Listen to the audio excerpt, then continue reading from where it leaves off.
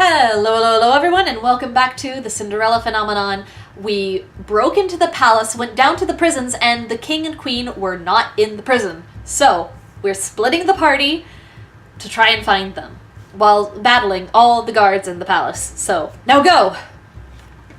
Claude grabs my hand and jerks his head at Waltz. Let's go. Pardon me. The three of us rush out and into one of the palace hallways. I keep my gaze forward while Waltz and Claude watch for enemies on either side of us. On our right! Claude grabs his sword and moves before Waltz and I can respond. He dives low toward a soldier, his sword posed right for a devastating blow. Knights begin to approach us from the left, and I raise my sword, readying myself.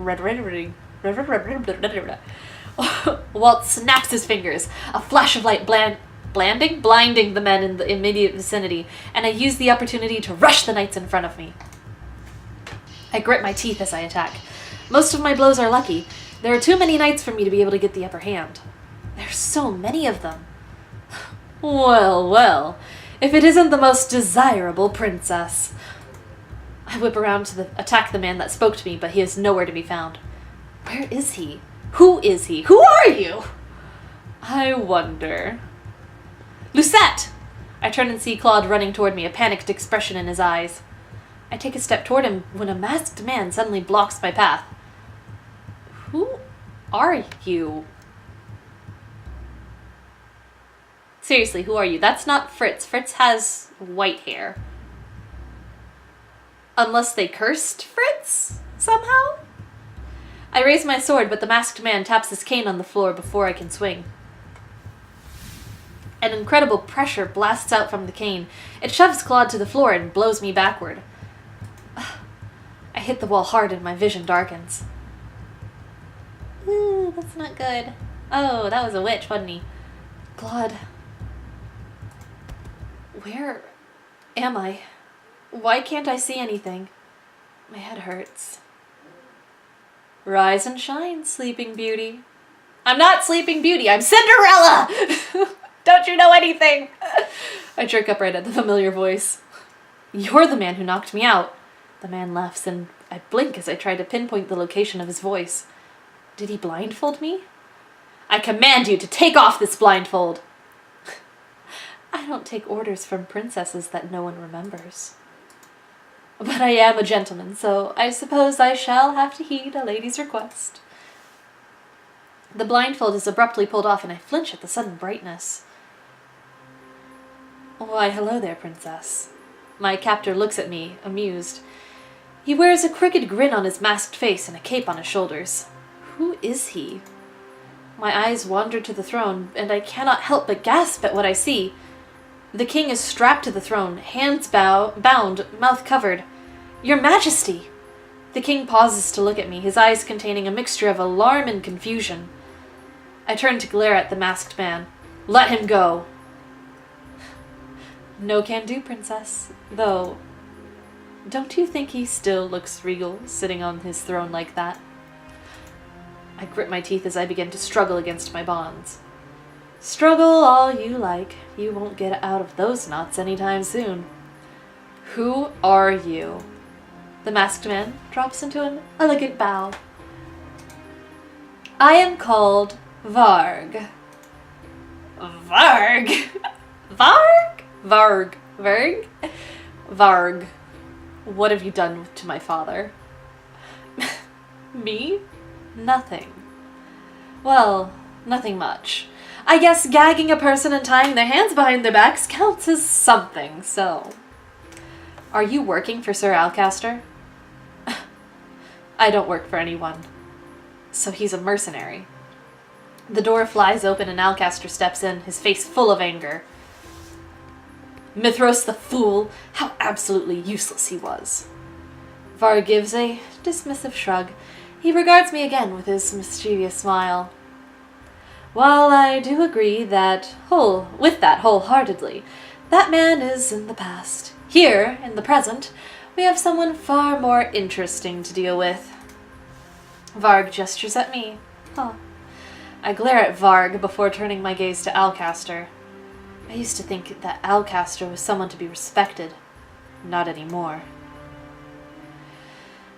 If it isn't the princess herself. You remember who I am? Once Mithros made the connection, it was just too obvious to be false. Could Sir Mithros remember me? Alcaster shifts his attention to the king. Gennaro, do you not remember this girl as your own blood daughter? My eyes meet the king's, but I see no recognition in his gaze. He cannot remember me.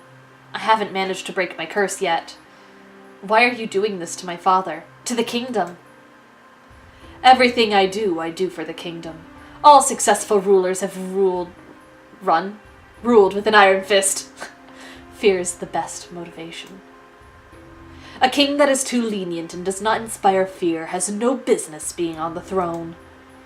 But the people of Angielle love their king. Before I had thought that the townspeople were despicable because they hated me. Now I understand those reasons. They may have judged me as mother's daughter, which is wrong, but that does not mean they should be subjected to a regime of fear. Your obligation as a ruler is to rule for the country, not the people. Back when the queen was still alive and this place knew the fear of witches, they were far more productive. Fear motivates. Fear makes a man. King Alcaster! You better have a good excuse for interrupting. Your Highness, there's a beast!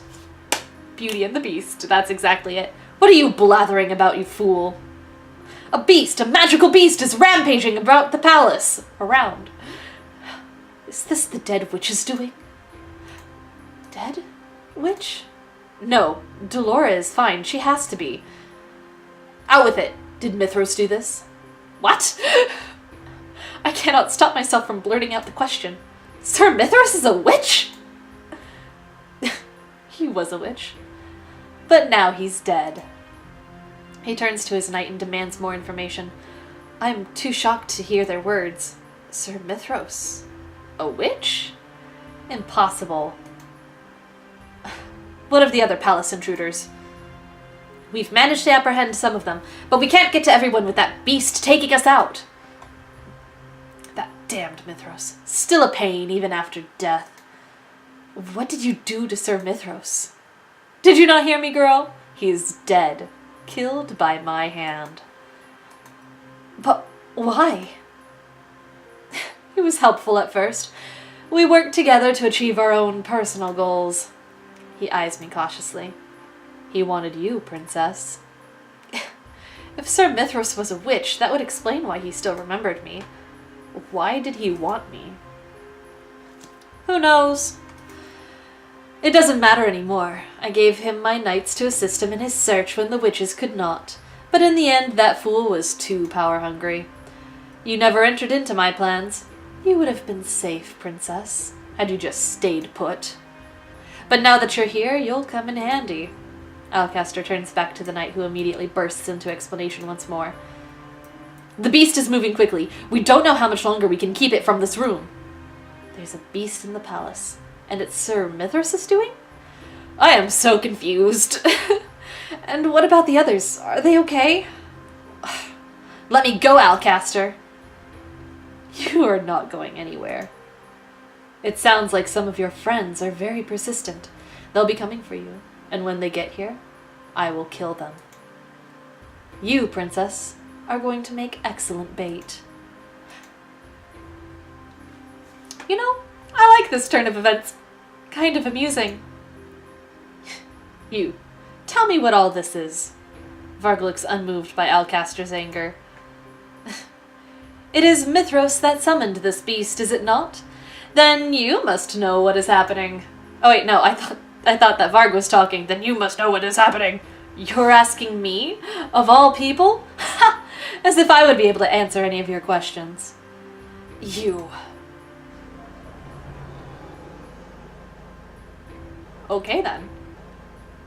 Varg! It doesn't matter how many times you say my name, Alcaster. I won't have any answers for you. Sir Alcaster turns to me, his eyes manic.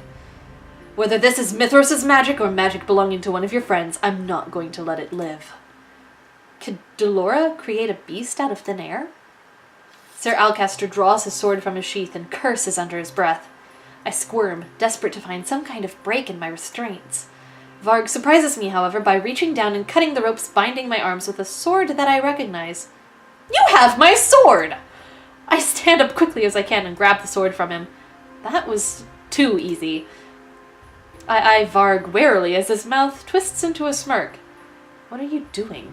Why are you helping me? Help? All I did was cut some ropes. Besides, I'm curious to see what you'll do with that toothpick of a sword. Its name is Sting, and it's a very good sword. He talks like he doesn't care at all what happens. Don't think about it too much, Princess. It's probably a little too much for your small head. I swing my sword toward him, and Varg catches it with his cane. You really think that I'm the one you should be fighting? The door creaks and falls off its hinges. The knights stumble back, and I hear screaming as loud footsteps sound against the hall's tiles. Blah, blah, blah. So, what will you do? Run? Hide? Or will the beast kill you too?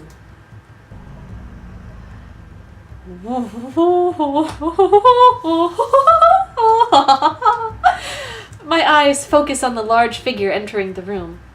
Though I cannot make out specifics at first, the form grows more distinct the further it moves into the room. Whatever this is, I cannot fight it. There is a moment of eerie silence, and then Alcaster yells and the knights rush forward, attacking the beast as a collective. The beast throws them off with surprising nimbleness, his rage in every swipe. I dodge away just before a man's body falls on top of me. Over here, beast! Sir Alcaster rushes the beast. I finally manage to get a clear line of sight to the king, who is still bound and helpless on the throne. The king. I have to get him out of here. I run toward the throne, but someone stops me dead in my tracks. Saving the king really shouldn't be your priority right now. I grit my teeth and swing my sword at Varg, but he easily darts away from me. I would be watching my back. It is then that I notice the beast slowly making its way toward me. Why would it be after me?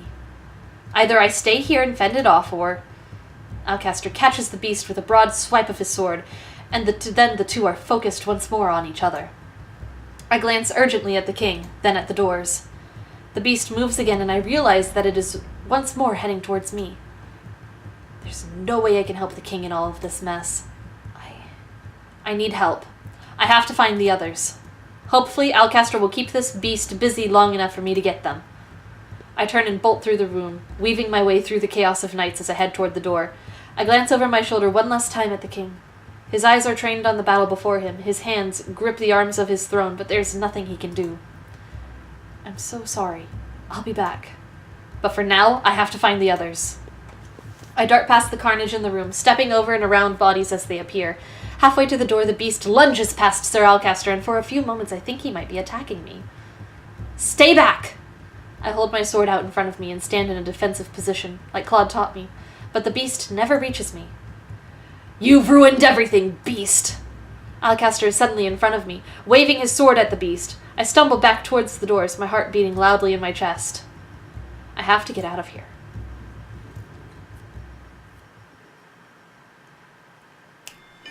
The Beauty and the Beast, the Beauty and the Beast. Why am I trying to sing The Beauty and the Beast to the tune of The Pinky and the Brain? That's really a bad combination right there. Anyways, I think we will continue this in the next episode. So thank you all for watching, and I'll see you then. Bye-bye.